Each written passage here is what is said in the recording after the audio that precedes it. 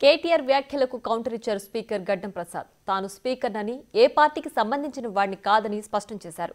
BRS ఓడిపోయినా ఇంకా అధికారంలో ఉన్నామనే భ్రమలో ఉన్నారని ఎద్దేవా చేశారు. తాను స్పీకర్ అవ్వడానికి బీఆర్ఎస్ కూడా మద్దతు ఇచ్చిందని గుర్తు చేశారు. సీనియర్ సభ్యుడిగా ఉన్న కేటీఆర్ తనపై ఈ రకమైన వ్యాఖ్యలు చేయడం సరికాదన్నారు స్పీకర్ గడ్డం ప్రసాద్. వాళ్ళు ప్రజలల్లా విశ్వాసం కోల్పోతున్నారు. ఓడిపోయినా కూడా వాళ్ళు ఇంకా అధికారంలో ఉన్నామనే తీరుతోని వ్యవహరిస్తున్నారు. నేను ఏకపక్షంగా వ్యవహరించనికే నేను స్పీకర్ను, ఎవరికి సంబంధం లేదు, వాళ్ళు కూడా నాకు సపోర్ట్ చేసాడు స్పీకర్ గానికే.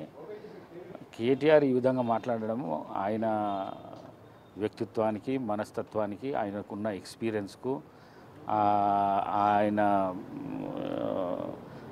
ఎన్నిసార్లు ఎమ్మెల్యేగా గెలిచి ఈ విధంగా మాట్లాడడం ఆయనకు తగదని చెప్పేసి నేను అనుకుంటున్నాను.